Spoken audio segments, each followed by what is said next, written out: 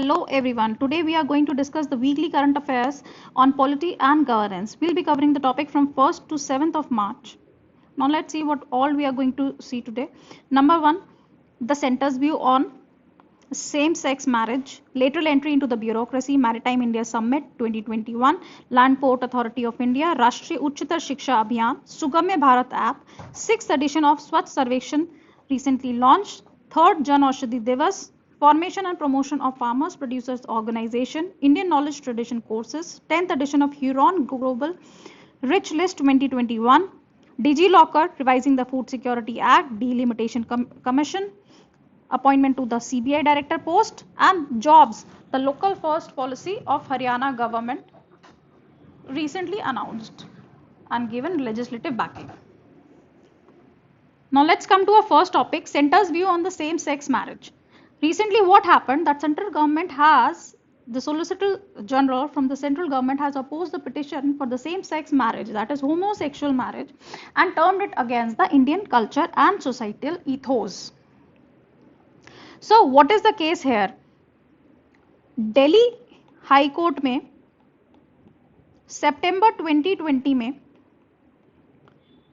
कुछ पिटिशनर्स ने एक केस फाइल किया था that they are being denied registration under this Hindu marriage act and special marriage act 1954 for registrating their marriage gay marriage, and also there was one lesbian couple. जो इसमें petitioner थे वो अभिजीत अय्यर मित्र थे यहाँ पे इस केस में जो अभी भी हैं ऑब्वियसली. तो इस पे दिल्ली हाई कोर्ट का क्या रिस्पॉन्स आया, सेंटर ने क्या रिस्पॉन्स दिया, नो लेट्स सी. सेंटर ने बोला कि same sex marriages, same sex couple is not permissible in India and can not be claim as fundamental right of their marriage despite ये. उसके बाद जबकि कि अभी नवतेज सिंह जौहर केस में सुप्रीम कोर्ट बोल चुके हैं that we have decriminalize the homosexuality, that is section 377 criminalizing the consensual homosexual couples has been decriminalized. इसके बावजूद भी सेंटर ने कहा है कि यहाँ पे फंडामेंटल राइट मैरिज का इसलिए क्लेम नहीं कर सकते क्योंकि उस केस में केवल सेक्शन 377 को डीक्रिमिनलाइज किया है, इसमें मैरिज के लिए अप्रूवल नहीं दिया गया. So and what centre said is marriage in India is a bond between biological man and biological woman. दूसरी चीज, center has said that the onus to make law on any subject is for legislature, parliament is our legislative body, so judiciary cannot intervene and it will amount to overactivism of judiciary. The third point what center has said in response is any fundamental right under article 21 is always be subject to the procedure established by law and it cannot be extended to include the fundamental right for same sex marriage to be recognized under the laws in the act mandate the contrary. इसका मतलब क्या है कि जब भी कोई भी आपको फंडामेंटल राइट दिया जाता है,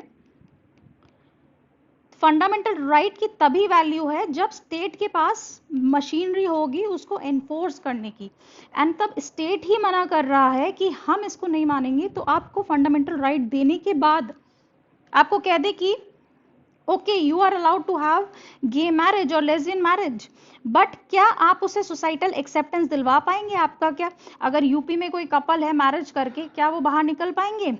क्या उसकी सेफ्टी, क्या बाकी जितने भी हमारे स्टैट्यूटरी लॉज एंड प्रोविजंस हैं जैसे कि डाउरी एक्ट है, ठीक है, इनहेरिटेंस लॉज है, उनके जो प्रोविजंस हैं जिसमें एक पार्टनर फीमेल होता है और मेल होता है, तो इनके साथ कैसे करेंगे? अगर हमारे यहाँ ये क्या होता है under if a wife dies within 7 years of marriage in India, then husband and the family of husband can be held responsible and be given punishment. but इस केस में सेम सेक्स में हम wife कैसे determine करेंगे?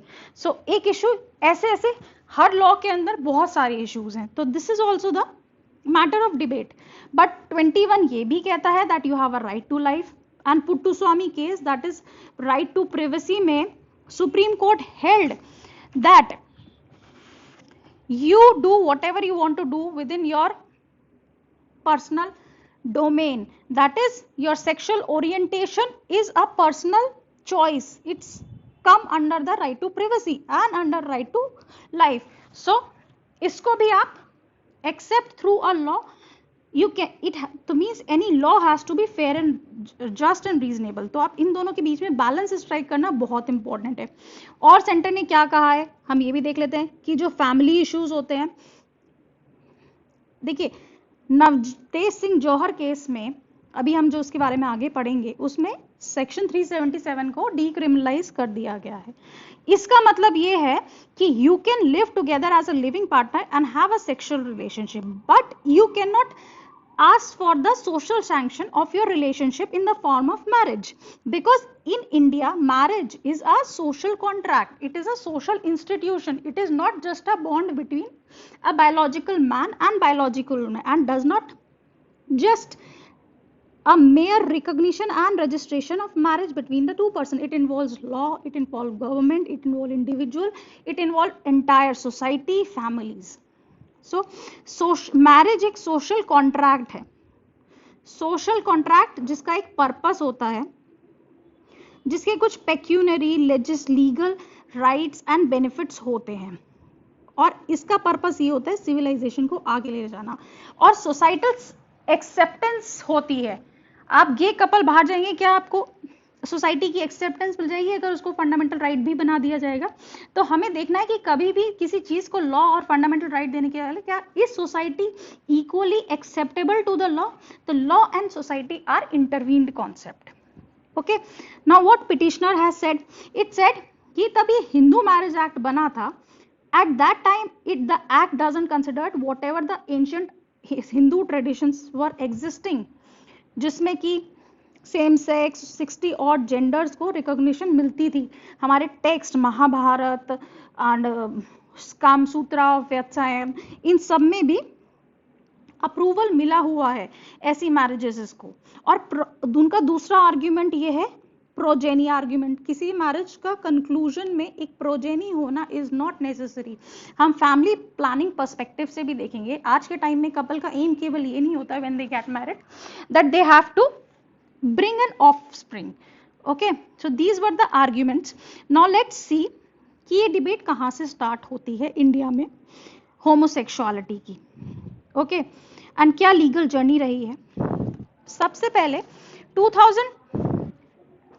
पहले हम start करते हैं 1861 में, that is when we were under British control. तो section 377 was added under IPC. Okay, that criminalizes the consensual sex between same gender. Okay, फिर क्या होता है 2009 में नाइस फाउंडेशन एक एसोसिएशन है, उसने PIL फाइल करते हैं दिल्ली हाई कोर्ट में.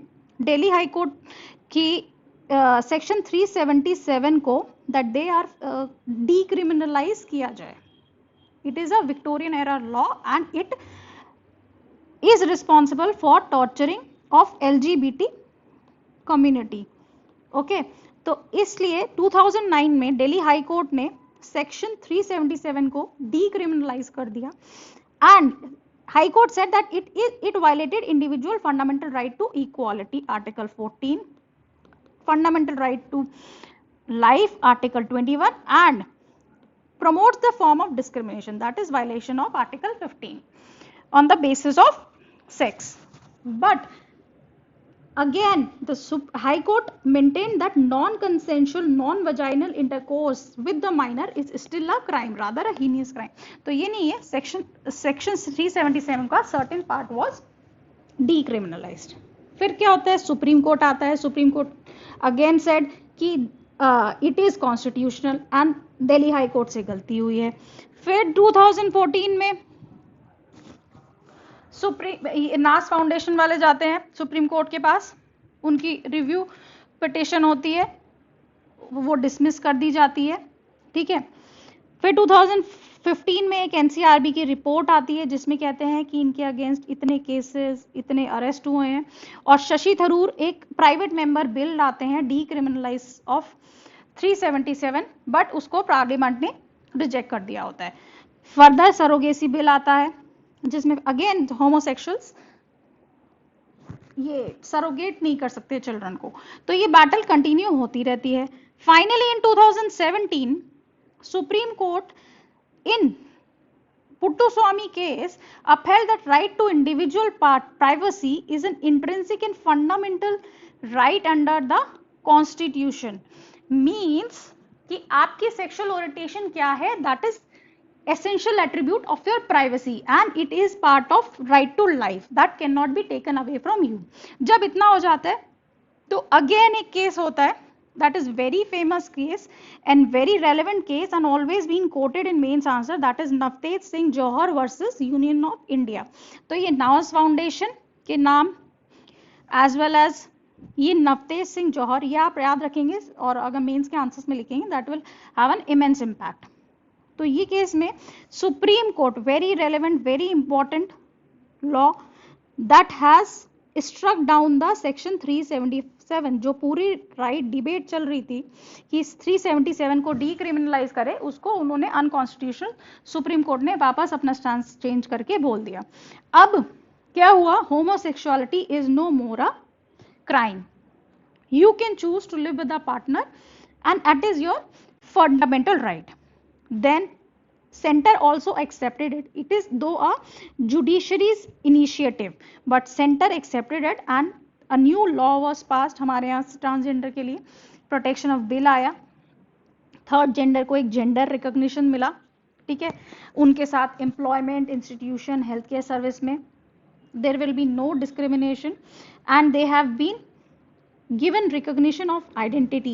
now they can declare their identity, okay, in the law you find in the various forms कि एक एक लिखा रहता है male, female and other gender, okay. तो अब ये प्रोविजन आ गया है, तो ये बैटल इस तरह से कंटिन्यू रही। Right to residence with the parents मिल गया, बिकॉज ऐसे लोगों को जो ट्रांसजेंडर या डिफरेंट सेक्सुअल ओरिएंटेशन के होते हैं, यूजुअली उनके पेरेंट्स उनको शुरू में ही बाहर भेज देते हैं, फिर वो मजबूर हो जाते हैं बेगरी एंड प्रोस्टिट्यूशन, इस तरह की चीज़ों में। उनको सारे वेलफेयर स्कीम के बेनिफिट मिलेंगे। एक नेशनल काउंसिल ऑफ ट्रांसजेंडर बनाया गया for taking measures for the protection of their rights. अब क्या होता है, तो हमने देखना है कि होमोसेक्सुअलिटी होती क्या है। आप ये समझ सकते हैं, it is emotional, romantic and sexual interest in the person of the same sex, that is a female with a female, a male with a male, and homosexual is one of the most deprived, tabooed, persecuted community in India। तो world wide there has been a movement going on, जैसे rainbow flags होते हैं, pride मार्च होती है, even USA में तो गे marriages and same sex marriages legal भी हैं, and there are around 27 countries in the world that have legalized the same sex marriages। that shows the openness and the liberal view of the society। but इतना सब देखने के बाद now what should be our viewpoint when writing the answer in mains। तो हमें हमेशा ये याद रखना चाहिए कि क्वेश्चन कैसा आया है और उसको किस तरह से दोनों पर्सपेक्टिव पता होने चाहिए हमें, प्रोज भी और कॉन्स भी, एंड देन एक बैलेंस्ड व्यू पॉइंट लिखना होता है, ठीक है। सबसे पहले वी सी, हम प्रोज देख लेते हैं कुछ। कभी भी पॉलिटी के आंसर या पॉलिटी के लिए यू प्रिपेयर फॉर पीएसआई और पबैट for this subject, you should have a list of few judgements, supreme court famous judgements at your hand, जिसको आप कैटेगराइज कर सकते हो, ये सोसाइटी का है, ये वुमेन से रिलेटेड जजमेंट है ये। तो इससे क्या होता है कि जब भी आंसर लिखते हैं that enhances the value of your answer. Now let's move कि क्या हमारा स्टांस होना चाहिए इस आंसर पे, इसमें क्या लिखना है। नंबर 1, अगर हम प्रोज में लिख रहे हैं तो हमारे आर्ग्यूमेंट्स हो सकते हैं कि यस 27 कंट्रीज ऐसी हैं जो ऑलरेडी दे रहे हैं, and we can give an example and have to move on with the time and become a liberal society since the constitution is a living document. Now when 377 section has already been decriminalized by the government and Supreme Court, and government has accepted that viewpoint, then why not they legitimize their marriages? We can move a step ahead also। अगर हम इनको marriage के लिए acceptance मिल जाएगी तो जो आज उनकी डिलिपिलेटेड स्टेट है ट्रांसजेंडर्स कम्युनिटी की, that will improve, they can avail of various fundamental rights. एक पॉइंट ये, एक लिख सकते हैं आर्टिकल 21 जो कि राइट टू लाइफ होता है, राइट टू प्राइवेसी भी उसमें अपनी है। दैट मीन्स एक कोटेशन डाल देंगे तो it gives you a very good impression. A man is a king of his own castle, a man is a king of his own castle. What you do within the sphere of four walls, that is just between you and your partner. The government cannot interfere within that. Okay, and judiciary, the next point is judiciary's initiative. ठीक है, तो अगर कोई law, centre का कहना ये है कि judiciary can not take the legislation on the subject, but ऐसा नहीं है। जुडिशरी में previously has also brought some changes with their interventions, जैसे कि ट्रिपल तलाक है, जुडिशरी ने इसको अनकॉन्स्टिट्यूशनल डिक्लेयर कर दिया है, तो सेंटर को एक्सेप्ट करना पड़ा। एंड आज भी फिर the community, the Muslim community has also accepted, तो सोसाइटी की एक्सेप्टेंस अपने आप मिल गई है। ठीक है, हमारे एंशियंट ट्रेडिशंस हमारे यही कहते हैं, देयर आर मेंशन दैट पहले इन होमोसेक्सुअल्स को रिकॉग्निशंस थी, और कॉन्स्टिट्यूशन एक लिविंग डॉक्यूमेंट है, तो हमारा चेंज होते रहना चाहिए, लॉस को स्टैग्नेट नहीं करना चाहिए। तो ये सब हमारे प्रोज में आर्ग्यूमेंट चले जाएंगे। अब जब प्रोज में हो गए, अब हम आते हैं कॉन्स। अगर हमें लिखने होंगे तो हमें उसी हिसाब से लिखना पड़ेगा। Now cons can be, wait a minute, ये हमारे कॉन्स हो जाएंगे कि why we should not support. देखिए, नंबर 1 एक मैरिज से स्टार्ट करिए। मैरिज एज अ कंसेप्ट, जिसको you can explain in 4 point, individual level, law, government and society, in 4 level पे ले जाके यू एक्सप्लेन।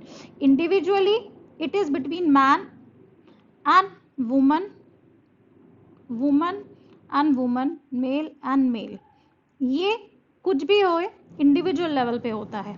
ओके, ये आपका राइट टू लाइफ है, सब कुछ है। But the law, in case of law, एक फंडामेंटल राइट देने के लिए हमें कितने सारे सपोर्टिव राइट्स लॉज में चेंज करना पड़ेगा, that is issue. The government has to understand, provide the supportive machinery, state machinery has to be there. The society and law goes parallelly. Okay, so social laws should be only formed by society or by constitution. तो ये किसकी side से आना चाहिए? क्या हमारी society इतनी develop है कि आज हमारे को ऐसी मैरिजेस? सो ये एक कॉन्स में आता है। ठीक है, तो एक पॉइंट लिख सकते हैं, society is not ready. And foremost thing, judiciary shall not intervene in the topic of legislation. It amounts to over activism of judiciary and curtailing of separation of power concept. Other thing कि अगर there are been precedents that when judiciary has put pressure on the society to accept certain legislation, for example Sabrimala temple case, what judiciary said that yes, the menstruating woman can enter the temple, but वहां पे जब ladies गई तो society ने acceptance नहीं दी, तो ऐसे case में आपने लॉ बना के भी क्या कर लिया। So similarly even dowry, you see today, despite repeated the acts of the states, severe punishment judiciary ने बिल्कुल अबॉलिश कर दिया है। Then also we see there is cases of huge dowry given at the time of marriage. So these were all the arguments you can portray at the in cons of this homosexual marriage. Now let's move what has been mentioned here. Now let's see. Religious acceptance. There are diverging views depending on the time. Ancient Greece culture has shown tolerance toward homosexuality, while Judeo-Christian as well as Muslim, they don't accept such concepts. So there is one issue of religiosity. Temple architectures of Khajuraho has showed the acceptance toward the diversity. Rig Ved, Mahabharata, Arthashastra, they have also reference to homosexuality. So there are incidents in the ancient times. There one argument is of procreation versus recreation. The critiques of homosexual relationships say, then what will happen to the adoption of a child or the progeny? What will be the offspring of such a relationship? There will no, that is antithetical to the progression of the civilization or the purpose of life and God. तो they see, they are, उनका argument है कि sex is not just for the recreation, it is for the progeny also. Proponents का argument है कि okay everything is not for progeny. तो दोनों point है. Now it's up to you what stands you want to take in answer. तो हमेशा balanced view रखना चाहिए, not outrightly on the extremes. There is another freedom of choice and versus social order. यहाँ पे हम किसके ऊपर इंपॉर्टेंस दे, individual और society. Now there is a debate going on whose right should be upheld, whose right should be given prominence, because marriage is not just a union of individual but an institution, social institution. Then there is mental illness versus natural instinct. It is also argued that homosexuality is not a natural instinct but a mental illness because of some psychological problems. Because certain people are there in the society, they want to break the social structure, as being said by John J.B. Calhoun. उनका ये argument था कि social कुछ लोगों में intent होता है, psychology ऐसी होती है, they want to go against the flow and break the norms. तो उसी वजह से ये ऐसा एक इलनेस है. बट इसके अगेंस्ट ये आर्ग्यूमेंट आता है कि मैमल्स, एनिमल, बर्ड्स, ये भी होमोसेक्सुअलिटी शो करते हैं. Then gender as a concept, is it just a presence of certain organs which discriminate between male and female, or is it a social concept? तो एक इसमें डिबेट चल रही है. ठीक है. इन स्कैंडिनेवियन सोसाइटीज आपको देखने को मिलेगा, the things are, the difference between male and females have reduced and it has become a fluid behaviour. Normal एक कंसेप्ट बन चुका है जेंडर, एक नोशन बन चुका है, एक सोशल कंस्ट्रक्ट बन चुका है जिसमें मेल फीमेल इज नो मोर. तो हमारी सेक्सुअल ओरिएंटेशन जब सोसाइटी एडवांस होती है, दे बिकम लिबरलाइज. तो हमारी सेक्सुअल ओरिएंटेशन हमारी विम्स एंड फैंसीज के हिसाब से हो सकती हैं. So these were the arguments for against the homosexual. But क्यों होना चाहिए? when we see that third gender is the most oppressed and ignored community. किसी चीज को अगर आप बैन रखेंगे तो वो हमेशा at the background it will work and आप उसको रोक नहीं सकते हो.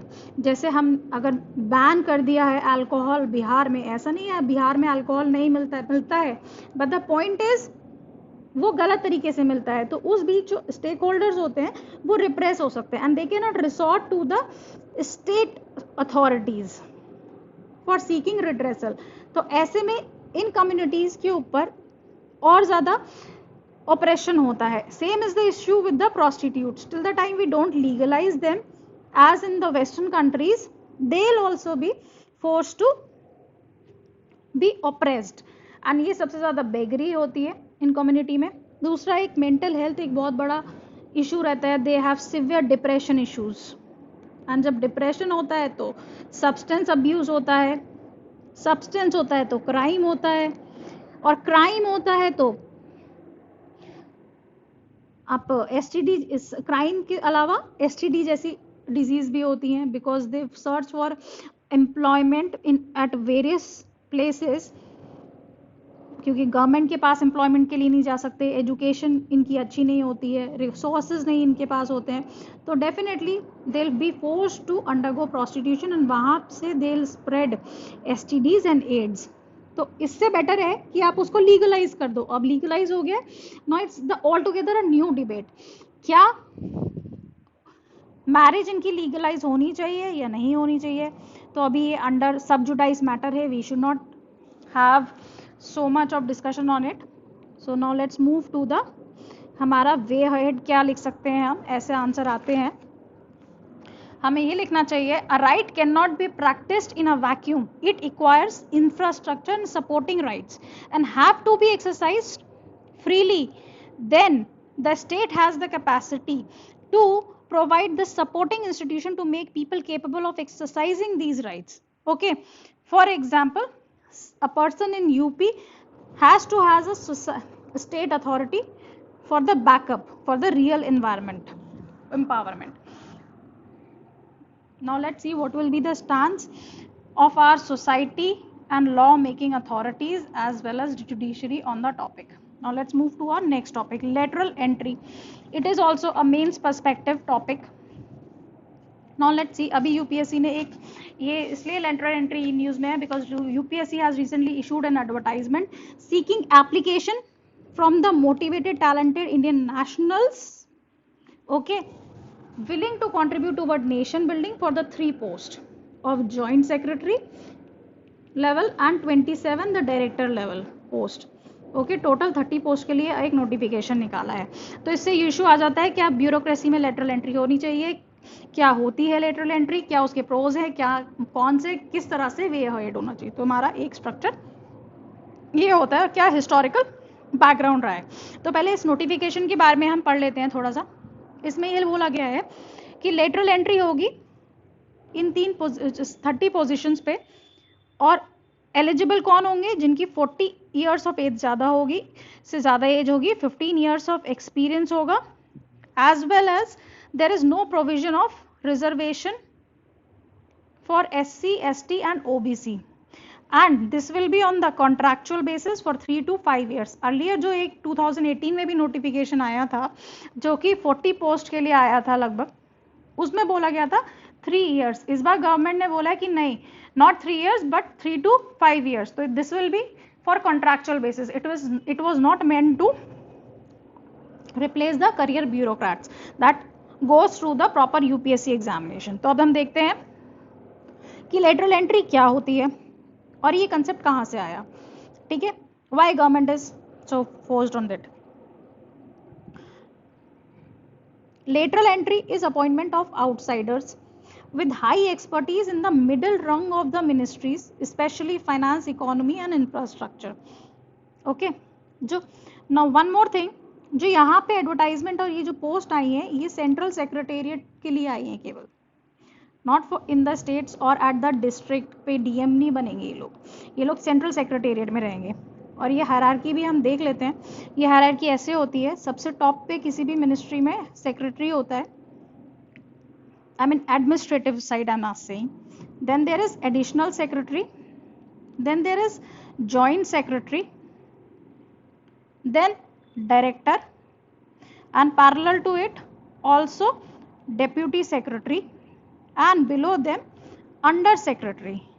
तो यानी इस पोजीशन पे 3rd and 4th रैंक पे दे will B situated in the central secretariat. Now इनका रिकमेंडेशन कहाँ से आया था, first time recently NITI Aayog ने अभी जब 3 ईयर स्ट्रैटेजी एट 75 रिलीज करी थी और उसके बाद 3 ईयर एक्शन एजेंडा दिया था, उसमें बोला गया है and sectoral group of secretary on governments has also in 2017 submitted its report and recommended for the induction of personnel at the middle and the senior level. You have to focus that middle and senior level management in the central government, not state. तो आपको confuse करके अगर prelim में भी पूछ जाए तो इस तरह से पूछ सकते हैं। तो lateral entrance will not replace the career bureaucrats that came from all India services. See, joint secretary is the 3rd highest rank after secretary additional in the department and administrative head of the wing, director below the joint secretary. We have read it. अब हम देखते हैं कि what are the pros and cons of the lateral entry. तो lateral entry is basically a debate between journalist and specialist. Okay, सबसे पहले देखते हैं pros. Let's see the pros. The way the globalisation is occurring and the specialization being seeked at every level and the inculcation of the adoption of the technology by the society at every level, so we need that some fresh ideas and competitive environment in the government also. Okay, तो इसमें we have to cut down on the monopoly of civil servant over the management positions. So new recruits आएंगे, उनके पास new ideas होंगे, specialised knowledge of domain areas होगा, then they can give better policy inputs than the journalists like IAS aspirants. Okay, as well as हमने देखा है कि there has been a shortfall in the IAS officers at the middle level of the administration. क्यों? क्योंकि जब हमारे यहाँ 1991 की रिफॉर्म्स आए थे, इकोनॉमिक रिफॉर्म्स, उसके बाद से the government has ceded way to market. तो उन्होंने सोचा कि अब हमें आईएएस की वैकेंसी कम कर देनी चाहिए, और जो जितने आईएएस की पोस्ट के लिए निकलते थे रिक्रूटमेंट, दैट वाज अराउंड 60 और लाइक 70. आज आप देखते हैं 180 वैकेंसी होती है आईएएस की. तो उस वक्त के टाइम पे ये एक उस वक्त से एक शॉर्टेज स्टार्ट हो गया था, जो कि आज एक बहुत बड़ा क्रंच फील हो रहा है गवर्नमेंट को. तो दैट्स वाई ये उस शॉर्टेज को कवर करने के लिए, that is around 1600 to 1400 officers are in shortage. तो उन वैकेंसी को भी फुलफिल करने के लिए, उस गैप को, ये lateral entry is a important move. Baswan committee ने ही बोला था. Post liberalisation to fill such. Another point, outside experience. जैसे कि हम पहले, it is a earlier practice also, हम देखेंगे मनमोहन सिंह, मोंटेक सिंह आलूवालिया, रघुराम राजन, सी रंगराजन, नंदन नितेकानी's आधार project, these are all the people from outside India. We'll also see रूसी मोदी. Okay, जिनको एयर इंडिया का एडमिनिस्ट्रेशन दिया गया था in 1993 and again in 2002. You remember the word रूसी मोदी. ओके, किस तरह से इन्होंने रिफॉर्म्स लिए हैं. तो हमें ऐसे टैलेंट की डेफिनेटली ज़रूरत है. तो this is see Montek Singh Ahluwalia. Now what is the criticism of this lateral entry move? Criticism is from the IAS lobbies that the IAS लोग आते हैं टफ एग्जाम क्रैक करके. तो definitely merit is very dominant factor in IAS and they crack one of the toughest exam. Plus they have an experience of working for 15 to 20 years at the grassroots level. हर जगह पे, हर department, education में, agriculture में, तब इतना अलग अलग level पे management और वर्क कर चुके होते हैं. दैट डेफिनेटली इनका जो एक्सपीरियंस है that nobody can match. Also the work cultures are very different. Private sector में the dynamics are completely different from the government sector. Government में there is a rigid hierarchy. Private में there is a new culture, open culture, Google culture you say. Facebook, Google offices you ever visit, even private sector में, IT sector में, you will be called by your names and you will be rewarded very easily. अगर आप काम करोगे तो even if you have 15 years, it doesn't matter. If a 5-year experience is finishing the target, तो he will be rewarded. तो ये government में नहीं होता है कल्चर. दूसरी चीज, जो प्राइवेट का मोटिव होता है वो प्रॉफिट ओरिएंटेड होता है एंड गवर्नमेंट का है फॉर सर्व द पीपल. तो ये चेंज कैसे आएगा? ये एक बहुत बड़ी पॉइंट है and it is a very valid point. lack of training, officers are being trained to set into that government environment and field experiences, जो lateral entry में एकदम नहीं होता है.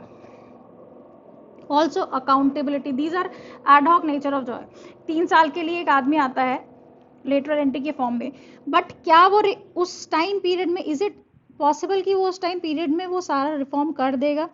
क्या उसका टफ वॉर नहीं होगा अपने पैरेलल ब्यूरोक्रेट से? क्या उसकी पॉलिसी को एक्सेप्टेंस मिल जाएगा? क्या can you have faith on that person कि वो अपने जिस फील्ड से आ रहा है उसके लिए पॉलिसी गवर्नमेंट की इस तरह से मॉडिफाई नहीं करेगा? अगर वो फार्मास्यूटिकल कंपनी से आ रहा है तो फार्मास्यूटिकल पॉलिसी इस तरह से मॉडिफाई नहीं करेगा कि वो उसको उस इंडस्ट्री को फेवर करें, ठीक है। ऑल्सो एक ऑपोजिशन आ रहा है SC ST and OBC side से कि एक 13 रूस्टर पॉइंट होता है, फॉर्मूला होता है कि जब भी गवर्नमेंट 45 डेज से ज़्यादा एम्प्लॉयमेंट देती है तो उसको रिजर्वेशन देना चाहिए। पर यहाँ गवर्नमेंट का कहना है कि नहीं, हम ये इंडिविजुअल पोस्ट है, this is one post, this is one post and this is one post, okay.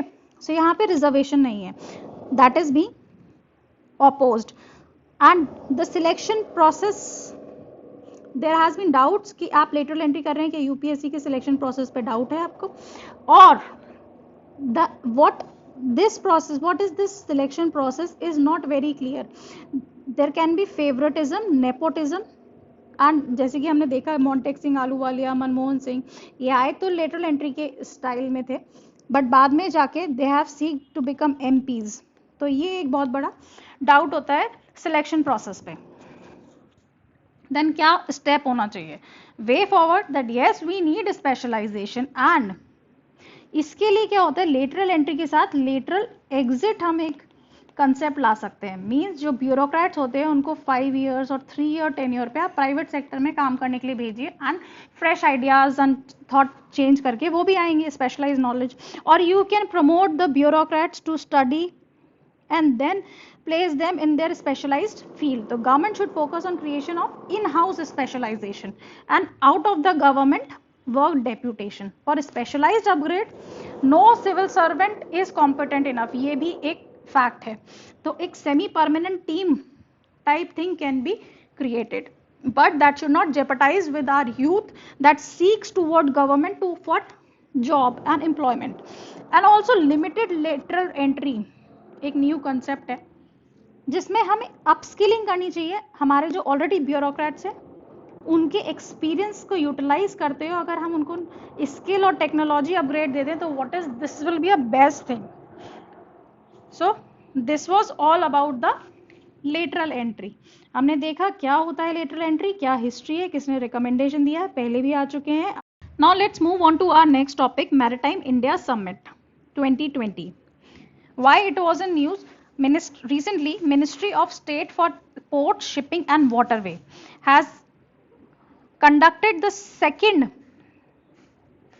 summit, that is Maritime India Summit, in virtual mode. And इसमें कौन-कौन participants थे? FICCI and Honest and Young were the other partners. It was a 3-day event.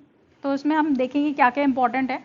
Basically क्या इसका aim था, that we have to visualise a road map for a maritime India's maritime sector for the next decade by 2030 and propel it to become a forefront of the global maritime sector. And who was the partner country? That Denmark. Participants, like you can skip and read yourself. ठीक है, ये तो सब में common होता है कि various stakeholder कौन होंगे, major ports, technology provider, international investors, experts. So this is not relevant for mains and PD, but ये इसके functions देख लेते हैं, इसमें क्या क्या हुआ। Herein Prime Minister Modi in this summit has said that we will be investing $82 billion in the India's maritime sector by 2035. This was the major point we have to remember and can be quoted. Okay, and it will be a part of Sagarmala project. ठीक है, Sagarmala project क्या है? सागरमाला एक 2015 का government of India का project है that seeks to develop string of ports, जैसे हम पर्ल ऑफ स्ट्रिंग्स कहते हैं। चाइना की जो एक डिप्लोमेटिक पॉलिसी है इंडिया को सर्कमवेंट करने की चारों तरफ से इंडियन ओशन में, इसी तरह से हम अपना उसके काउंटर में भी आप कह सकते हो। And otherwise for the development purposes we are developing this string of ports around the तो this will lead to port led development in the country around the coast, and Ministry of Shipping is the nodal ministry. इसमें यहाँ से road linkage, rail linkage as well as port terminal से link किया जाएगा. तो ये हमारी एक पॉलिसी है सागरमाला प्रोजेक्ट, और ये एक बड़ा प्रोजेक्ट है जिसके अंदर वेरियस इनिशिएटिव लिए जाते हैं. और एक ये भी था मैरीटाइम, और मैरीटाइम इंडिया समिट में गवर्नमेंट ने ये बोला है कि इसके अंदर हम 23 ऑपरेशनल वाटरवेज लॉन्च करेंगे by 2030, and we'll be developing ship repair cluster along the coast by 2022. मतलब सारे कोस्ट के अराउंड शिप रिपेयर्स क्लस्टर भी होंगे. एंड साथ साथ इस वर्चुअल मोड में Modi ji has launched the समुद्र सागर मंथन mercantile marine domain awareness centre, that is a information system that was launched for the safety, security and search and rescue as well as environment protection of the maritime sector. तो ये था, इसमें हमने बस ये देखना था कि कौन सी मिनिस्ट्री के अंदर आता है, क्या क्या बेसिक इनिशिएटिव्स लॉन्च किए हैं. 82 बिलियन का हमारे पास नेक्स्ट इन्वेस्टमेंट आएगा मैरीटाइम. तो government has a big time focus on the maritime sector development and being a global maritime sector forerunner as well as leading to the port led development under the Sagarmala initiative. In the next decade we will be reaching the peaks of the maritime sector. ठीक है, इसमें ये important था. Now let's move to our next topic, Land Port Authority of India. Land Port Authority of India ये basically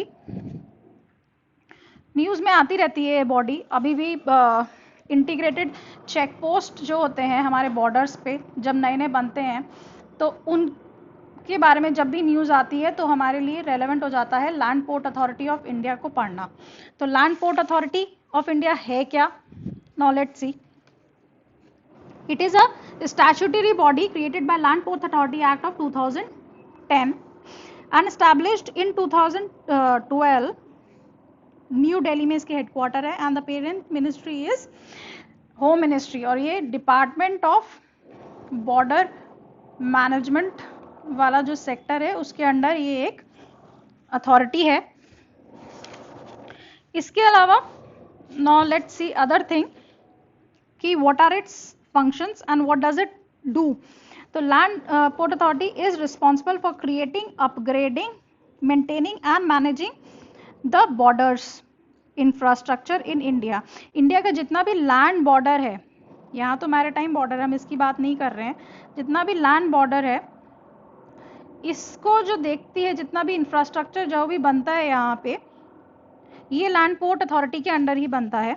और इसका management करना पूरा ये इसी अथॉरिटी के अंडर आता है. जितने भी इंटीग्रेटेड चेक पोस्ट होते हैं जैसे कि हमारा वाघा अटारी है, पेट्रापोल है, ये सब इसी के अंडर मैनेज होते हैं. तो हम देखते हैं लैंड ये करता क्या है, इसके फंक्शंस क्या क्या हैं. Number 1, coordinate the control and coordinate the government functions, security, custom, immigration as well as plant and animal quarantine से रिलेटेड जितने भी इश्यूज होते हैं बॉर्डर पे, ये देखती है authority. As well as road construct करना हो या आर्म्ड फोर्सेस की हेल्प सीख करना हो, बॉर्डर पे कुछ इश्यू आ रहा हो कंस्ट्रक्शन में, इंफ्रास्ट्रक्चर में, या अपने एक फंड भी बना सकती है for its own purpose. It can also charge fees and rents. और जो कोई भी if land is being taken up by land port authority then it will be meant to be a land for public purpose. Okay, so ये सब था. Statutory body कौन सी ministry के अंदर, कहाँ पे हेडक्वार्टर, कौन से एक्ट से आया है. अब हम ये देख लेते हैं integrated check post. Integrated check post India में कहाँ कहाँ है और कितनी करंटली ऑपरेशनल है. इट इज़ ऑल्सो रेलेवेंट, पूछ सकते हैं कौन से बॉर्डर पे कहाँ पे होती है. ICPs, let's erase the certain things. So we can write and it becomes visible to you. ICPs India में करंटली ऑपरेशनल 6 ICPs हैं. नंबर 1 अटारी वाघा बॉर्डर, ये पाकिस्तान इंडो पाकिस्तान बॉर्डर पे है and it falls in Punjab. The another is Agartala, it is Indo Bangladesh border and Tripura में fall करता है. Another is Petrapole, that is again Indo-Bangladesh border and it falls in West Bengal. There is one Jogbani and Raxaul along Indo-Nepal border and both falls in Bihar. And one more is there, that is More, ये news में भी रहती है. IMT corridor, India Myanmar transport corridor में एक one of the link point है and it falls in Manipur along India Myanmar border. See, these are the number of ICPs in India. So that's all about this. What all relevant PT perspective से we should know the 6 ICPs, कौन सी ministry, what are its functions. Now our next topic, राष्ट्रीय उच्चतर शिक्षा अभियान, RUSA.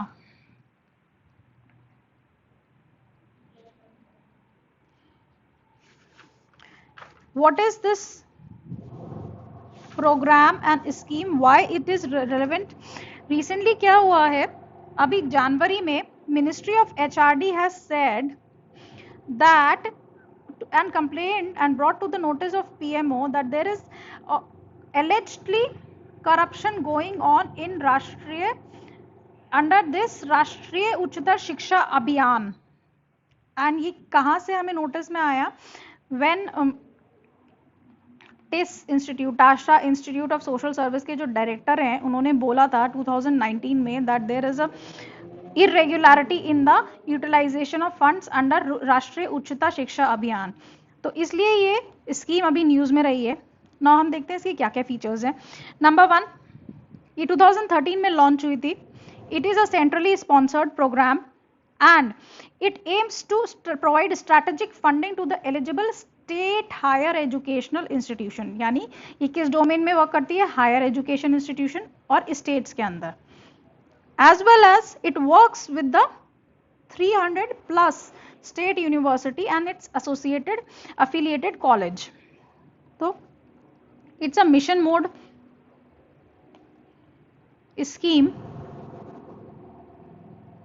for improving the standards of the higher education institutions in states and universities. तो इसका funding pattern देख लेते हैं हम.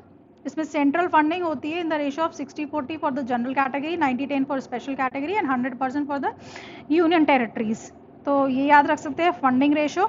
ये डिफरेंट है बाकी नॉर्मल स्कीम से, तो वी हैव टू रिमेंबर. यहाँ पे नॉर्थ ईस्ट में स्पेशल कैटेगरी वर्ड मेंशन है. 100% duties and it is based on outcome dependent.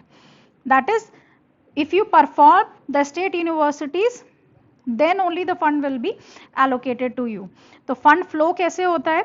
Central ministry, that is education ministry.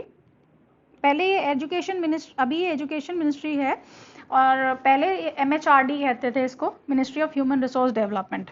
ठीक है. तो सेंट्रल मिनिस्ट्री स्टेट्स को फंड देती है, स्टेट अपने स्टेट हायर एजुकेशन काउंसिल्स को फंड देते हैं एंड वो लोग फर्दर ट्रांसफर करती हैं कॉलेजेस को या यूनिवर्सिटीज को. And funding is always on the based on appraisal of the state higher education plans. जो स्टेट के हायर एजुकेशन प्लान्स हैं उनमें how much you have achieved to address the problems of equity, access and excellence.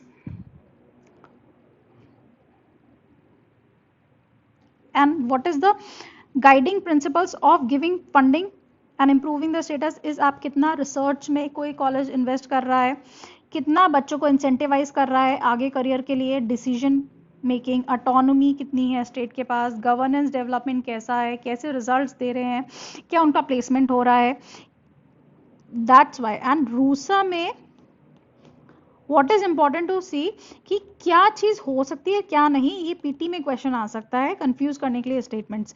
तो ये यहाँ पे It can create new academic institutions also, not just give the funds to the new already existing, but also expand the new academic institutions and make them a center of self-reliance and quality education, as well as they can provide students with the education that is relevant to them as well as nation as a whole. So इसका मकसद programme का केवल यही है, higher education की quality improve करनी है। क्यों? क्योंकि हम देखते हैं हमारी education, graduation education is going in different direction and what requirement is filled by the industry and the skills are going in another direction. तो इन सबको एक merge करने के लिए as well as proper functioning of the state institutions के लिए ये initiative आया गया है। Now our next topic is Sugamya Bharat app. अभी recently Ministry of Social Justice and Empowerment has launched this Sugamya Bharat app and a handbook entitled Access the Photo Digest. तो ये launch किया है। It is basically a crowdsourcing mobile app that has been developed as a means to sensitize and enhance the accessibility for the disabled people. सुगम्य दिव्यांगजन जिनको हम कहते हैं, we don't call them, or differently abled.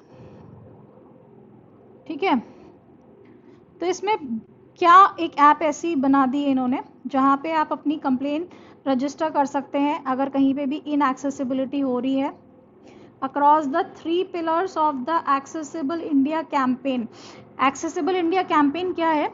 It is a campaign for providing accessibility to the disabled people और दिव्यांगजन। ये launch किया था गवर्नमेंट में 2015 में, जिसका टारगेट डेट 2018 था। However, it was extended to 2020 and still it has not achieved the targets. So इसमें इसके 3 पिलर्स हैं जिन पिलर पे ये ऐप भी वर्क करती है। That is access to the transportation, access to the ICT, access to the environment, built-in environment.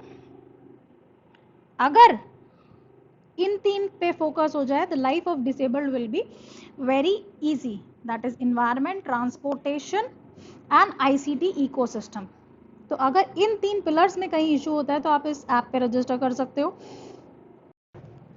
So any issue regarding this Covid related issues can be also registered on this Sugamya Bharat app. Handbook also is being provided, जिसमें बता रखा है कि accessibility की good practices क्या है and उसको picture form में दे रखा है। तो हम बस ये याद रख सकते हैं पीटी पर्सपेक्टिव से, सुगम्य भारत ऐप है, क्या टारगेट करती है, कौन सी मिनिस्ट्री के अंडर है, क्या ये एक्सेसिबल इंडिया कैंपेन है, 2015 में लॉन्च हुआ था, इसके 3 पिलर्स हैं, इसकी टारगेट डेट अब 2020 है, but however it has not been achieved, and what are the constitutional provisions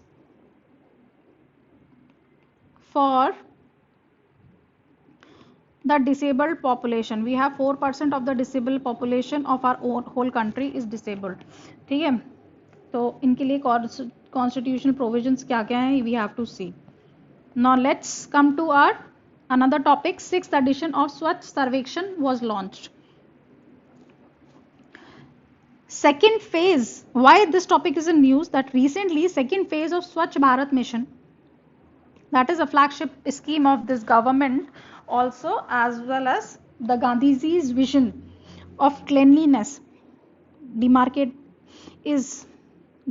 has its second phase has been launched recently in the budget, and it will be responsible. The focus this time is on sewage treatment in all the cities that have less than 1 lakh of population.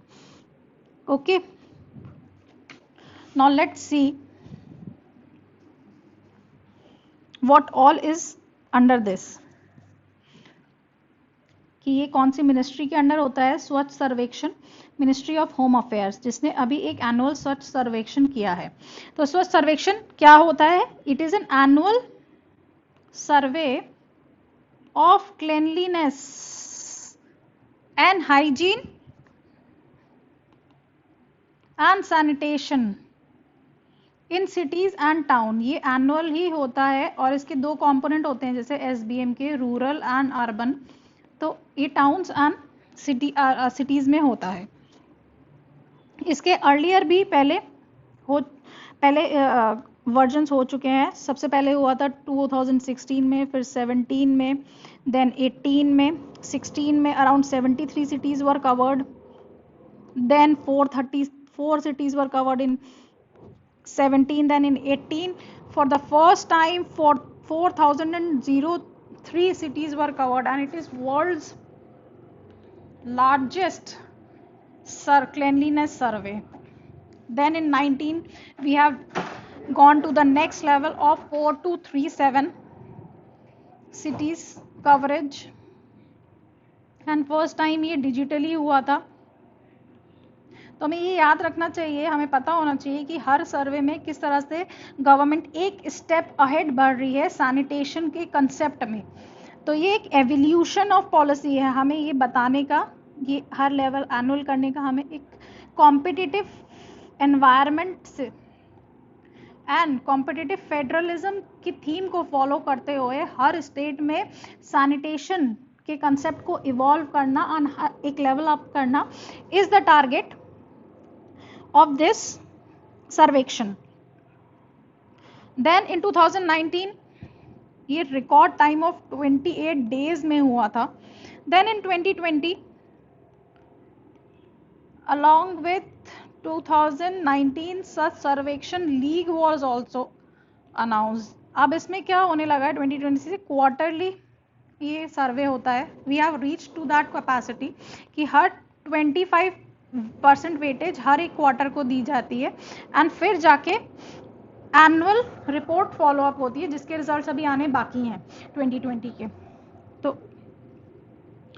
अब हम देखते हैं इस topic में हमने क्या क्या और देखना है जो रेलेवेंट है एग्जाम पर्सपेक्टिव से। See the Swachh Bharat mission के अंडर ये सब हो रहा है, तो हम पहले देख लेते हैं कि स्वच्छ भारत मिशन क्या था। स्वच्छ Bharat mission was the program announced by Narendra Modi in October 2014 to make the country garbage free and the open defecation free by behavioral change, and government since then has, ये डेटा है कितने toilets बन गए हैं, कितने community toilet बने हैं, कितनी सिटीज ODF बन चुकी हैं। So you don't need to remember this peculiar datas. The another point is it has two components, the Grameen and the urban. Grameen component comes under the Ministry of Jal Shakti. Grameen program comes under the Ministry of Jal Shakti and the urban component comes under Ministry of Housing and Urban Affairs. ये जो जल शक्ति ministry है that is being renamed after merging the Ministry of Drinking Water and Sanitation with the Ministry of Water Resources, river development and Ganga rejuvenation, ये दोनों ministry को मर्ज करके ministry of जल शक्ति बनाया है 2019 में। तो पहले ये मिनिस्ट्री ऑफ ड्रिंकिंग वाटर के अंडर था ये ग्रामीण कंपोनेंट स्वच्छ भारत अभियान का। अब हम देखते हैं स्वच्छ सर्वेक्षण सर्वे के अंडर क्या हुआ है। इसमें we are analysing the waste segregation, wet waste capacity, dry waste recycling, construction demolition waste processing and landfill waste. See पहले हम देख रहे थे कि भाई कितने टॉयलेट्स हैं, टॉयलेट्स के अंदर वॉशरूम वर्किंग है, मैनेजमेंट है, are the people going for the washroom in toilets. तो अब हमारा कंसेप्ट कितना चेंज हो चुका है, अब हम एक लेवल अब और आगे और इम्प्रूवमेंट की तरफ फोकस कर रहे हैं। तो 2000 surveyor were organise quality council of India and they visited 4,321 cities across the country through March and to assess their sanitation parameters. After that, the state rankings will be rolled out, weighing the different cities as per the following parameters. तो इन category में हर city को ranking दी जाएगी।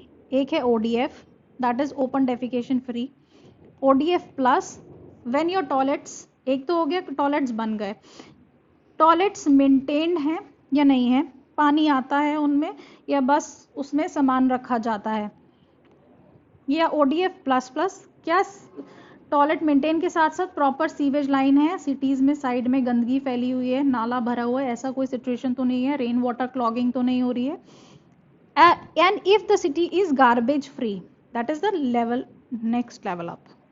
जैसे आप कोई game खेलते हैं, next level पे जा रहे हैं, similarly this is happening.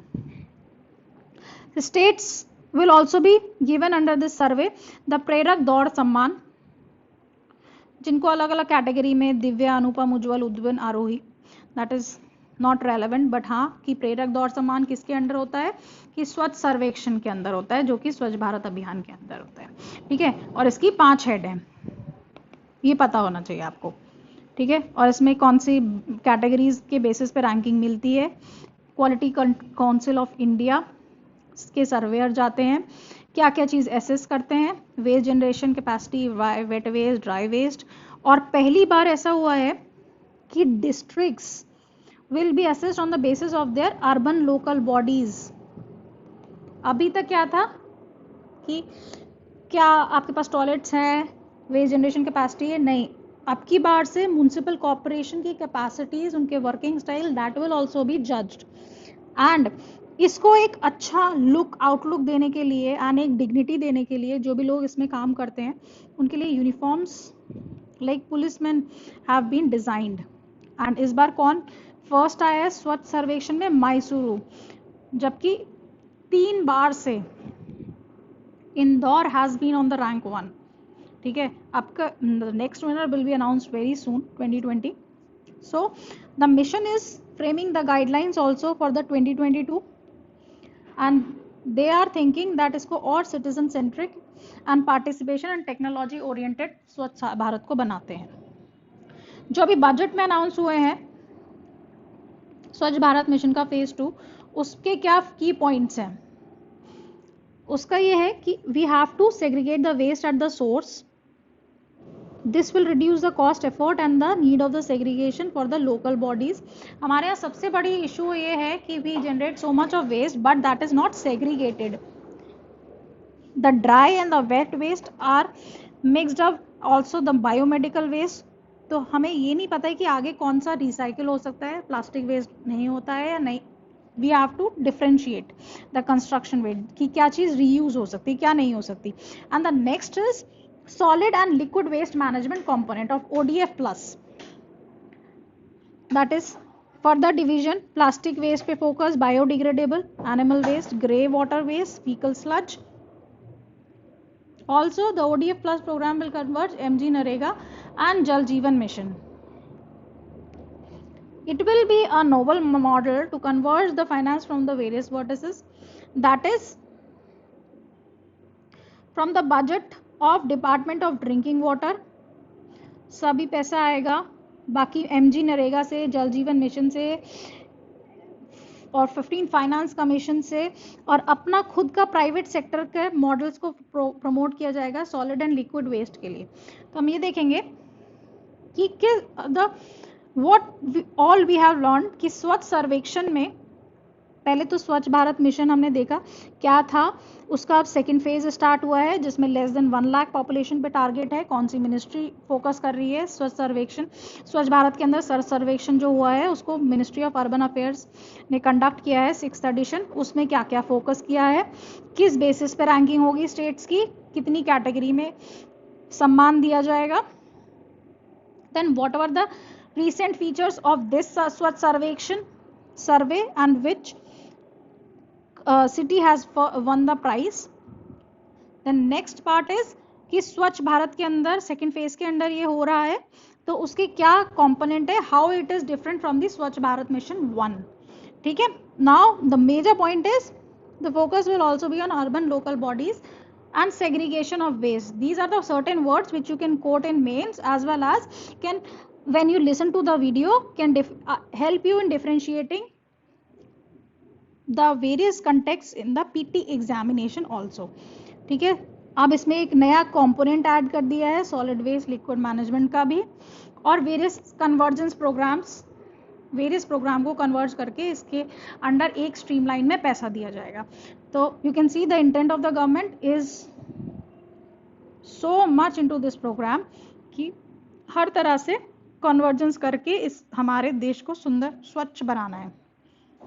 Now let's move on to our next topic, the third Jan Aushadhi दिवस।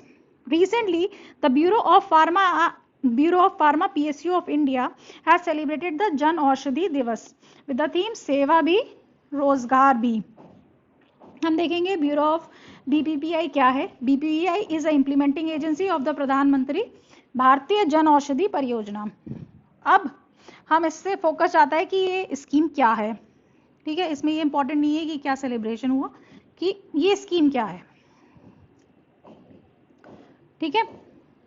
इसमें हम देखते हैं भारत प्रधानमंत्री भारतीय जन औषधि परियोजना, ये स्कीम का स्टार्टिंग कैसे हुई। सबसे पहले जन औषधि एक स्कीम चल रही थी 2010 की, ठीक है। उसके बाद then due to certain faults with the coming up of new government, इस स्कीम का नाम चेंज करके एक नई स्कीम स्टार्ट करी 2015 में, जन औषधि परियोजना, जिसका नाम 2016 में कर दिया गया है प्रधानमंत्री भारतीय जन औषधि परियोजना। So it is a revamped scheme that was also already in existence, Jan Aushadhi scheme. और इस स्कीम का और पूरा कॉन्सेप्ट का ओरिजिन कहाँ से हुआ, एक कैंपेन स्टार्ट किया था डिपार्टमेंट ऑफ फार्मास्यूटिकल ने 2010-8 में, जिसको हम कहते हैं जन औषधि कैंपेन। क्यों? जिससे कि quality medicine at affordable prices can be provided to the masses. Why? Because WHO has been repeatedly saying that India's out of pocket expenditure on health and medicine is very high, and out of which 75% is borne by the medicines, that is branded medicines. That's why we require that there must be certain stores that should provide generic medicines. Generic medicine क्या होती है? They are the low cost or affordable medicine with the similar salts as the branded medicine. There is no difference in them. उनका salt same होता है, बस उनके पास patent नहीं होता है। कोई भी मेडिसिन होती है, अगर किसी कंपनी ने एक मेडिसिन एक्स बनाई, that has a patent right for 20 years, उसके बाद से गवर्नमेंट अपनी एजेंसी से ये मेडिसिन दोबारा से बनवा सकती है और वो जेनरिक मेडिसिन होगी, और उसकी कॉस्ट क्या होती है, बहुत कम होती है, ठीक है। उस पर एक ब्रांड नेम नहीं होता है, इसीलिए उसकी कॉस्ट कम होती है, ठीक है। तो what government wants is to promote these generic medicines so that ki poor will also be able to have the access to the medicine, and he need not to drain out his lifetime savings onto one time problem he is facing, health issues as well as is. So now let's move on to the topic. What is the aim of the project? Is create awareness about the generic medicine, create demand. But क्या होता है, private sector के जितने भी doctor होते हैं, they go for the branded medicine, because doctors भी उनको में शेयर लेते हैं, तो वो प्रेफर नहीं करते हैं। और डॉक्टर्स में एक फोबिया होता है कि generic are bad and branded are good, तो वो हमेशा इस जेनरिक की डिमांड क्रिएट नहीं हो पाती है। बट यहाँ पे इस कैंपेन, इस योजना का पर्पस ही यही है कि doctor shall be encouraged to prescribe these generic medicines, as well as the people should also have the awareness about this medicine through awareness and education program, that high price is not synonymous with the high quality. कोई महंगी चीज ही अच्छी नहीं होती है। इस scheme के under हमें पहले जब स्टार्ट करी थी तो ऐसा था कि सर्टेन थेरोपेटिक 1 और 2 सेक्टर में इसमें थे, सर्जिकल प्रोडक्ट्स नहीं थे। But today all the health related products are provided under the scheme at very minimal cost. So objective to make the quality medicine available at affordable prices for all the poor disadvantaged through exclusive outlets called Jan Aushadhi Medical Store. आप even कहीं बाहर जाएंगे, हर जगह पे you will find Jan Aushadhi store in every district of the country. Of around 730 districts in the country, we have Jan Aushadhi stores. More than 7400 Jan Aushadhi store. इस scheme के अंदर हमारा टारगेट है कि डिमांड बढ़ानी है, प्रिस्क्रिप्शन बढ़ाना है डॉक्टर्स से, अवेयरनेस जनरेट करनी है और बहुत सारे जन औषधि स्टोर्स ओपन करने हैं जिससे कि क्वालिटी अफोर्डेबल प्राइस पे मेडिसिन पुअर को मिल जाए। ठीक है, इनफैक्ट सर्टेन फीचर्स आप और देख लीजिए कि स्टेट गवर्नमेंट्स भी स्पेस प्रोवाइड करती हैं गवर्नमेंट हॉस्पिटल में जो भी जन औषधि स्टोर खोलना चाहता है। Other thing, even the scheme has been made so flexible that now civil society organization having 3 years of experience can open Jan Aushadhi stores at the relevant places. Also, around 130 surgicals are provided. 23 categories of major therapeutics are provided under the Jan Aushadhi schemes.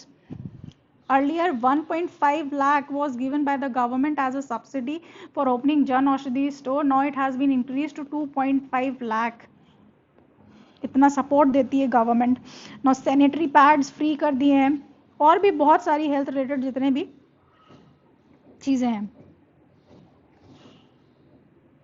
See, these medicine are cheaper by 50 to 90% of the average market price. तो इससे क्या होता है, around 35, you can quote this data that around 35 crore was being saved by the citizen as compared to they spend on branded medicine, as well as ये good source of employment भी है and regular earning for the people who involved. तो Jan Aushadhi store has been opened across the country. all therapeutic component कौन कौन सी ये पूछ सकते हैं।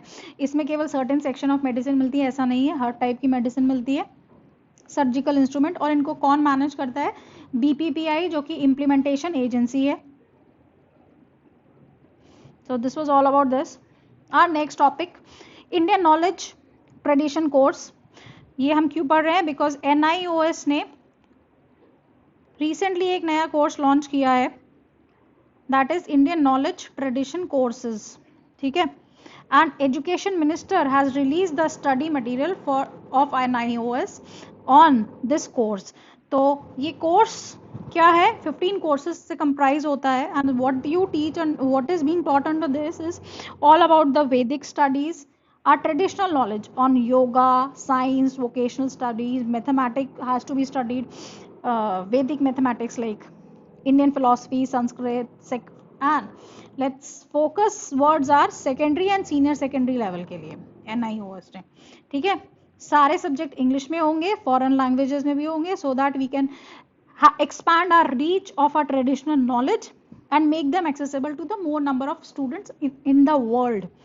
And they will be also available in Hindi and Sanskrit language for the promotion of Hindi language as prescribed in Constitution and Sanskrit. See, next topic, DigiLocker. What is DigiLocker?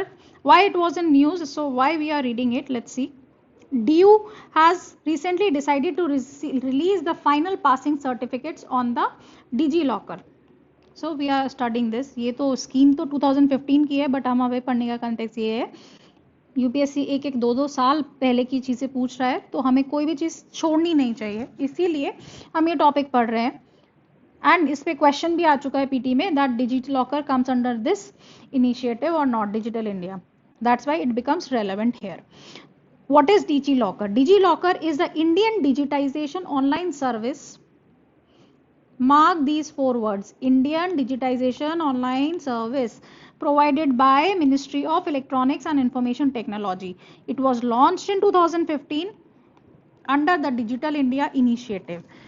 Basically क्या होता है इसमें, it is a directory of all the documents an individual achieved throughout his life, all the mark sheets, board exams, admission certificate of graduation certificate, PAN card, Aadhaar card, जो एक identity आपकी establish करते हैं।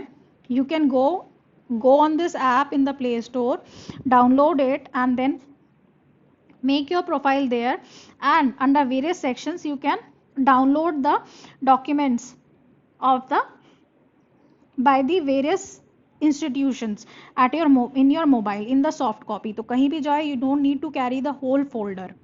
okay, by chance आपके documents खो जाते हैं 10th की मार्कशीट फिजिकल कॉपी में, या वो हैम्पर हो जाती है, then what you do, open the profile, Everyone should have. And one thing is very most, every one of you should first make your DigiLocker account and have your documents in your mobile, laptop, whatever. So आप जाइए, उसमें open करेंगे, जाएंगे board certificate, उस पर click करोगे, अपने credentials कैसे भी डालोगे या आइडेंटिटी कार्ड, कुछ भी, नेम और रजिस्ट्रेशन नंबर, एंड देन आपका डॉक्यूमेंट आपके पास आ जाएगा and it is valid. You can show it anywhere, any authority. The locker can be accessed by the individual using their mobile number. Criticism is that DigiLocker doesn't provide a nomination facility. Nomination मतलब कल को मैं नहीं होती तो मेरे document का क्या होगा, दैट फैसिलिटी की उसके पास शिफ्ट हो जाएगा, तो ऐसा कुछ नहीं है. तो ये DigiLocker के ऊपर था, कौन से मिनिस्ट्री के अंडर क्या है, कौन से डॉक्यूमेंट्स मिलते हैं. Now let's move to our next topic, revising food security. Recently, what has happened that Niti Aayog has circulated a discussion paper on the revision in the National Food Security Act. क्या issue चल रहा है कि the government's food subsidy bill has been increased significantly. Now it has reached 4 lakh crores, 22,000 crore for 2021. And the reasons attributed for this revised estimates are because central issue price was not revised since 2016. These were the subsidized price fixed from 2016 to 19, but अभी तक इनका revision नहीं हुआ है, और जो कि होना था under the act, as well as national food security act में ये मेंशन है कि जो रिवाइज प्राइसेस होते हैं वो एमएसपी को एक्सीड नहीं कर सकते. एमएसपी क्या, जो आप फार्मर को सेंट्रल गवर्नमेंट प्राइस देती है for procurement of the crops for weeds and derive minimum support price for the rice. ठीक है, तो इशू, और इकोनॉमिक सर्वे ने भी ये बोला है कि हमें नेशनल फूड सिक्योरिटी के अंदर देने वाली फूड सब्सिडी को कम करना चाहिए, बिकॉज सेंटर का बर्डन बढ़ रहा है. और अभी तक हमारा जो डेटा है सेंसस जिसके अकॉर्डिंगली हम देते हैं वो 2010 का है. अब अगर 2020 के हिसाब से जैसा एक्ट के अंदर मैंडेटेड है हम इसको देंगे तो कम ऑलमोस्ट एक्सट्रीमली जो डिजर्विंग सेक्शन है उससे ज़्यादा लोगों के पास पैसा जाए, फूड ग्रेन जाएंगे, ज़्यादा सब्सिडी, एंड गवर्नमेंट की फिस्कल रिस्पॉन्सिबिलिटी एंड डिसिप्लिन मतलब फॉलो नहीं हो पाएगा. सो अभी तक हम देखते हैं कि there is no coverage on the coverage, update on the coverage. जैसे ही पहले कवरेज हो रही थी पॉपुलेशन की एक्ट के अंदर, नेशनल फूड सिक्योरिटी एक्ट के अंदर, वो अभी भी चल रहा है. Under section 9 of the act, it says that coverage of the population under the National Food Security Act shall be updated every time, but ऐसा नहीं हुआ, जिसकी वजह से इसने बोला है कि the percentage target under targeted PDS in rural and urban for each state shall be subject to section 2 of section 3 subsection of, यानी कि section 3(2) के अंदर ये बोला गया है कि जो कवरेज होगी लिस्ट, एक तो वो रीसेंट सेंसस के बेसिस पे होगी, रेलेवेंट फिगर्स के बेसिस पे होगी. ठीक है, और सेंट्रल गवर्नमेंट डिसाइड करेगा. ये सेक्शन 9 कहता है फूड सिक्योरिटी एक्ट का. और इसमें ये भी लिखा है कि issue price time to time update होना चाहिए, पर ये दोनों ही इस एक्ट के प्रोविजन फॉलो नहीं हुए हैं, जिसकी वजह से गवर्नमेंट पे फूड सब्सिडी बिल का बहुत ज़्यादा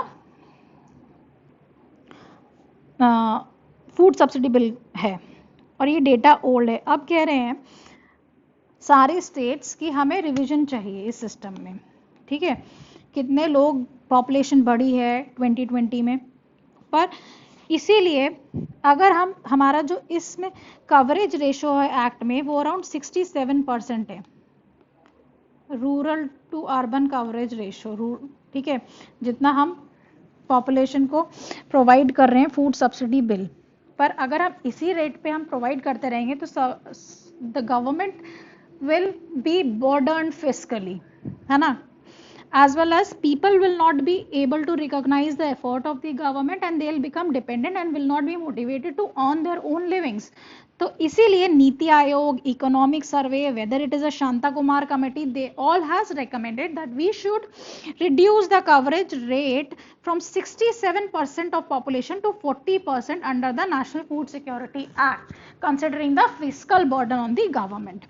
तो नीति आयोग ने क्या इस पेपर में सजेशंस दिए हैं, वो यही है, national urban and rural coverage ratio be reduced to rural shall be 50 and urban shall be 40 under the scheme. If this reduction happen, the number of beneficiary will be dropped to 71 crore, 71.62. See, this is also on the basis of 2020 population, and ये भी कोई कम amount नहीं है, इतने beneficiary को खाना देना at subsidized rate is a huge burden on government resources, and especially at a time of COVID. ठीक है, to make these changes, इसको coverage ratio को कम करने के लिए the government need to amend this act, and इसके लिए implications क्या क्या होंगे अगर ये ऐसा कर दिया. एक तो fiscal burden कम हो जाएगा government का, center can save about 47,000 crore rupees, as well as even अगर हम इसका रेशो कम भी कर देंगे, then also we will be covering around 89 crore people population update होने के बाद, जो कि अभी भी इंक्रीज्ड है as per the estimates. So हम मनी सेव भी करेंगे, और ऐसा नहीं है कि इसमें हमारा एक्सक्लूजन हो जाएगा पॉपुलेशन का, will be still be covering. तो नाउ लेट्स सी कि नेशनल फूड सिक्योरिटी एक्ट क्या है. ये 2013 का एक्ट है which gives legal entitlement. The important thing is legal entitlement to the 67% of the population, 75 in rural and 50 in urban areas, to receive the subsidized food grains. और ये subsidized food grain PDS shop पे आप जाओगे, आपको 1 रुपया 2 रुपये में जो ये टारगेटेड पॉपुलेशन है उनको इतने में ये फूड ग्रेन बेचते हैं, बेची जाती है, जिससे कि उन पे फूड सिक्योरिटी हमारी कंट्री की अश्योर होती है. तो at 1 rupee, 2 rupee, 3 rupees you can receive the nutri-cereal, wheat and rice respectively. Under subsection 1 of section 3 of the act, the eligible households, कौन-कौन eligible है, comprise of 2 category, the Antyodaya अन्न योजना family and the priority household category. Priority household 5 kg per person per month ले सकते हैं, और अन्य अंत्योदय और भी BPL से भी बिलो होते हैं, they are entitled for 35 kg per family per month. तो coverage is based on the population figure of census 2011, and कितने states में ये एक्ट है अभी, 36 स्टेट में 81 करोड़ पीपल को कवर कर रहा है. एंड द ओवरऑल जो फिगर, जो डिस्ट्रीब्यूशन है, it is based on the house hold consumer, किस तरह से हम डिवाइड करते हैं, देते हैं, कितना देना है कितना नहीं, this is divided on consumer expenditure सर्वे के बेसिस पे. और कौन सी मिनिस्ट्री के अंडर आता है, that is department of food and public distribution under the ministry of consumer affair, not ministry of agriculture. See always remember this. National food security act कौन से year में आया, कौन कौन से सेक्शंस हैं, इसमें टारगेटेड सेक्शंस कौन कौन से हैं, हाउस होल्ड्स एंड अन्य अंत्योदय अन्य, कितने स्टेट्स में है, कितने % ऑफ पॉपुलेशन कवर कर रहा है, रूरल में कितना है, अर्बन में कितना है, एंड देन कौन सी मिनिस्ट्री के अंडर है. 2 टर्म यूज हुए हैं यहाँ पे. Central issue price, that is it is a price at which government make these grains available to the states. See central government ने प्रोक्योर किया MSP पे from the farmers, and what they do, they sell it to the state governments for the resale at the PDS shop. तो ये this price is called issue price. So state further increase this price and fix the retail price to be charged at the fair price shops, FPS, PDS shops जो भी होती हैं. The state government is responsibility केवल इतनी होती है that PDS is operational, and the coverage ratio is the ratio of population that is covered under the scheme. Now that's all for this article. Now moving on to the next article, delimitation commission. Recently, delimitation exercise has been in news, and why? Now let's see. Delimitation, सबसे पहले हमें देखना चाहिए delimitation होता क्या है. Delimitation is an act of redrawing the boundaries of Lok Sabha and Assembly seats to represent the change in the population, and in this process the seats can also be the seats allocated to the states can also change. इसका objective केवल दो होता है, that equal representation for the equal population and fair division of the geographical area so that no political party can take advantage of it. तो basically हम India के अंदर election के कराने के पर्पस से फ्री एंड फेयर हर जगह को, लोकसभा, कॉन्स्टिट्यूंसी और असेंबली को पॉपुलेशन के हिसाब से रीड्रॉ करते हैं आफ्टर एवरी सेंसस। एंड जो ये अथॉरिटी होती है बाउंड्री कमीशन, और यू कैन से ये जो अथॉरिटी होती है इसको हम कहते हैं डीलिमिटेशन कमीशन। ओके, आज तक delimitation commission has been set up for the 4 times, 1952, 63, 73 and 2002 under the various acts of 52, 62, 72, 73। तो रिमेंबर 52 में 52 के एक्ट के अंडर बना, 62 के एक्ट के अंडर 63 में बना, एंड 72 के एक्ट के अंदर 73 में, एंड 2002 में 2002 के एक्ट के अंदर बना। उसके बाद से इसको फ्रीज कर दिया गया है till the time of 2026। Delimitation क्या कमीशन में क्या होता है? It is composed of 3 members, जिसमें जो चेयरपर्सन होता है सर्विंग और रिटायर्ड सुप्रीम कोर्ट जज, and the other 2 are the chief election commissioner and the state election commission, and in place of CEC there can be EC nominated by CEC, and these are ex officio members. This is a 3-member body, and it is appointed by President of India in collaboration with the Election Commission of India. Its function is to determine the number and boundaries of the constituency to identify seat reserved for the SC/ST. It is a high power body whose orders have force of law. You cannot challenge its order even in the court. So delimitation क्या होता है? It's a process of fixing the boundaries. We have already read. Now objective is equal representation for the equal people and giving the fair division of geographical area so that no political party has an advantage.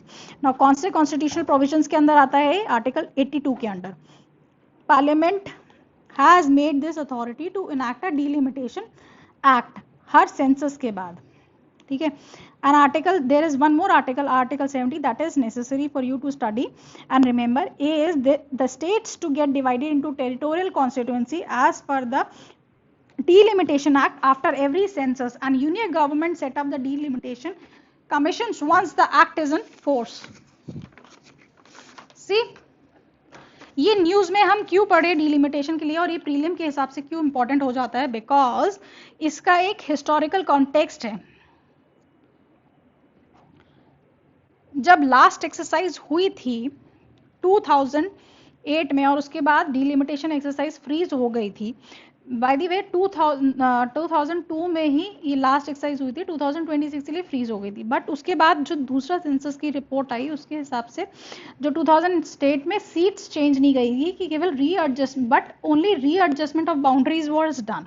But उसमें 4 states ऐसे थे, Manipur, Arunachal Pradesh, Assam and Nagaland, जिनको issue था। आसाम ने कहा कि अभी हमारा एनआरसी प्रिपेयर नहीं हुआ है, तो you can not determine are boundaries, तो दे हैव रेज्ड ऑब्जेक्शन। तो इनके ऑब्जेक्शंस को एड्रेस करने के लिए अभी प्रेसिडेंट ने 2020 में ये इशू इसलिए उठाया है क्योंकि डीलिमिटेशन कमीशन इन 4 स्टेट्स के लिए दोबारा बनाया है, और जम्मू कश्मीर का स्टेटस यूनियन टेरिटरी में चेंज होने के बाद जम्मू कश्मीर के लिए भी ये delimitation commission has been reformed.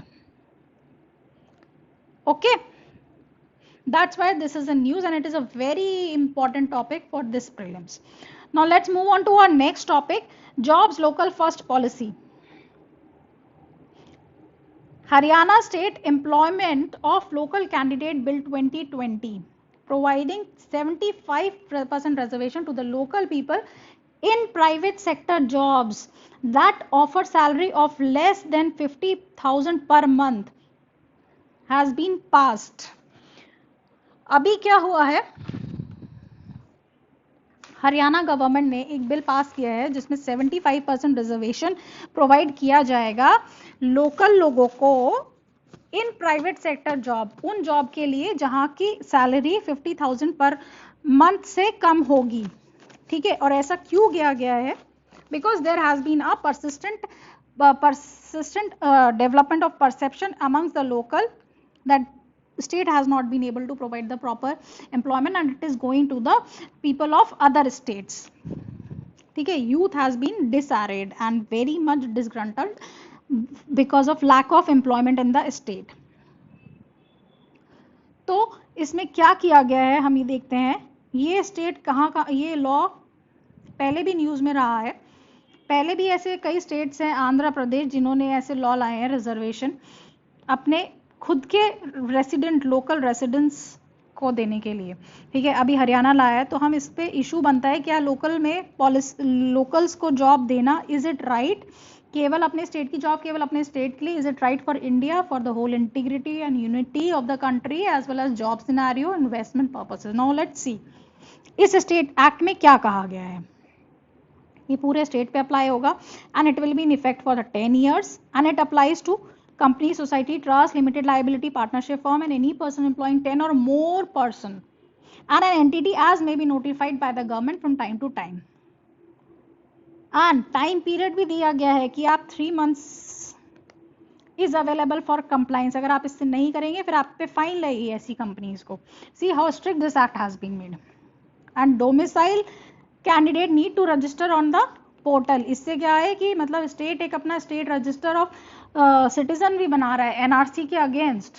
सी वो अपना एक डेटा बना लेंगे कि ये हमारे डोमिसाइल है, हमारे लोग हैं, ये हमारे लोग हैं। एक local versus non local debate start हो जाएगी एंड एक नेगेटिव इमोशन जाएगा बाकी लोगों में। तो हमें देखते हैं क्या रिजर्वेशन इन प्राइवेट जॉब होना चाहिए, जुडिशरी का क्या व्यू पॉइंट है और क्या ये पहला स्टेट है? No, it is not the first state.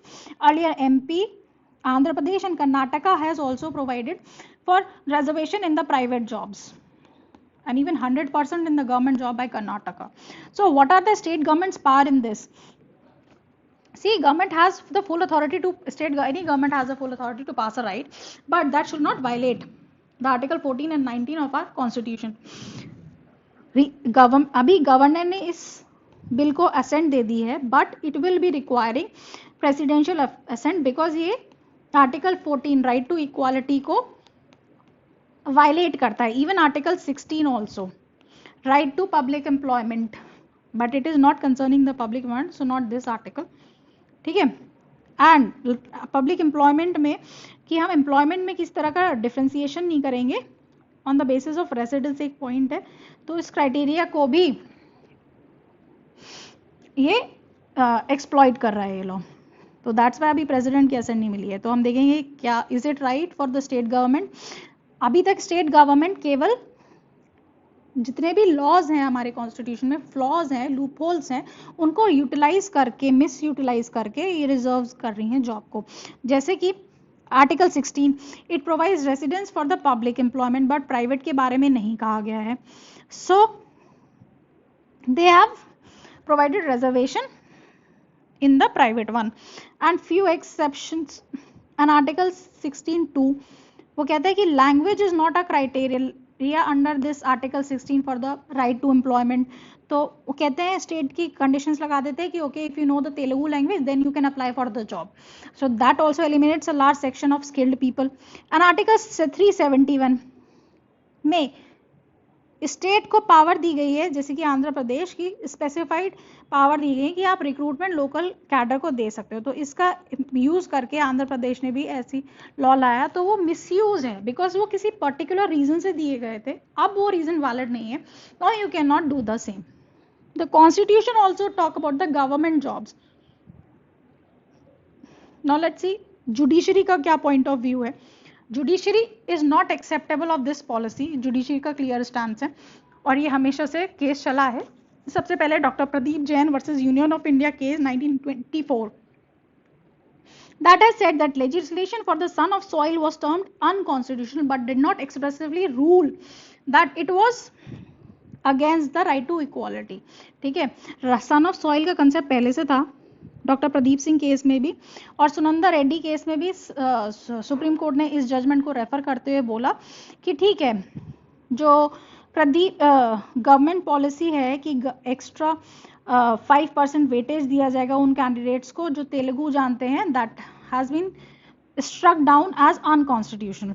Also जब गवर्नमेंट टीचर का रिक्रूटमेंट पॉलिसी आई थी राजस्थान गवर्नमेंट की, तब भी स्टेट सिलेक्शन बोर्ड ने कहा था कि आपको इस पर्टिकुलर डिस्ट्रिक्ट और रूरल एरिया से होने चाहिए, then you will be given preference. तो that has also been nullified by the Supreme Court and then Allahabad case. So you can read this relevant judgment, put in your answers. So Supreme Court का stance clear है कि नहीं भाई, ऐसा नहीं होना चाहिए लोकल्स को जॉब। और इस वाई इज द नीड यहाँ पे क्यों दिया गया? Because unemployment rate has increased in Haryana, specially in COVID situation, to 26% against the national average of 7%. Also, there has been a huge loss in growth of industries, and moreover the land acquisition process has caused displacement in the locals. तो main sufferers जो है उनका argument है, sufferers तो सारे locals ही होते हैं ना। हमारा एग्रीकल्चर लैंड लेंगे तो हम ज़्यादा सफ़र करेंगे, तो हमें जॉब में प्रेफरेंस मिलना चाहिए। Why the non local are given the preference? And even कोई भी पॉल्यूशन होता है, we are the first victim of any industrial hazard, so we should have first right in that industry for the jobs.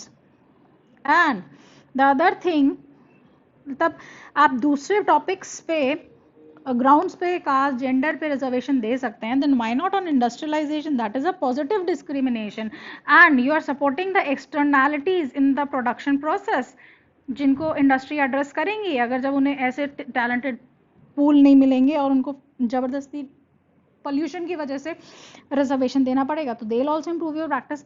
सो ये है, but what is the main criticism of this provision? That giving employment is a job of state and the political parties to their electorate, but you cannot just do this by other way around. You have to create employment in long term. These are just the short term measures, okay? And this encourages the localized protectionism. It is like India going back to the era of 500 princes protecting their fiefdoms, and this will definitely set a bad international example. How can India say that H1B visa shall be provided to Indians when Indian states are differentiating between their own citizens country? तो वो कोई country अपना citizen को favor क्यों नहीं करेगी? How can you question that? Also एक unity in integrity, तो डेफिनेटली जहां one nation one ration card जैसे कंसेप्ट आ रहे हैं and you are going by this, तो your unity in integrity will be hampered, as well as investment scenario. Why will be the companies go for such state where they have to search from the local pool and have no access to the skill pools amongst the non-locals? ठीक है, it will impact their freedom.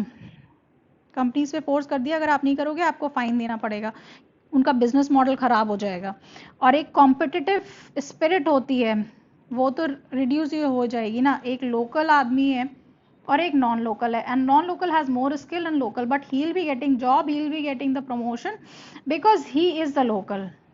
So this will B like demoted and he'll go outside, and there will be flight of resources, capital, social and human, and investment both. So now let's see what all points are given here. These are basically all the criticism of this law. Now making it all easy for you. Poor ease of doing business. Companies have faced difficulty in hiring right talent at right pay. ठीक है. Profit margin due to suboptimal human resource utilization, profit margin will go down. Definitely local and employment seeker company may move out or not invest any other further cause even more job loss.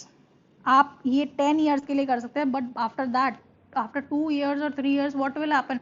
From where will you get this new jobs? The company will definitely move out of the place. तो और pathetic scenario हो जाएगा।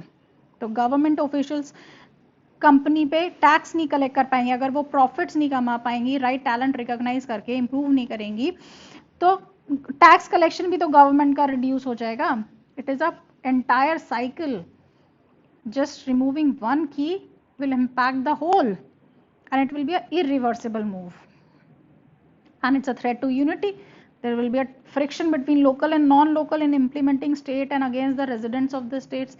जो बाकी बाहर के residents होते हैं उनके लिए issues आएंगे, and against the constitution article 16 and article 19 that says that Indian citizens have right to work anywhere in the country. Now we shall see that these are the just instruments of last resort. We should never make reservation such mandatory policy just to fulfill our electoral promises, and focus should be creating more jobs, just like Maharashtra and MP has done in their states by giving support to the local entrepreneurs. It is valid if you give incentives to the companies to set up in your state or give preference to the local entrepreneurs from vulnerable section, then that is the right thing. You can take example, and they have succeeded in giving more jobs to the local youth. So their example can be quoted, and skill accreditation obviously of the locals. Now that's all for this topic. Thank you very much. That's all for today.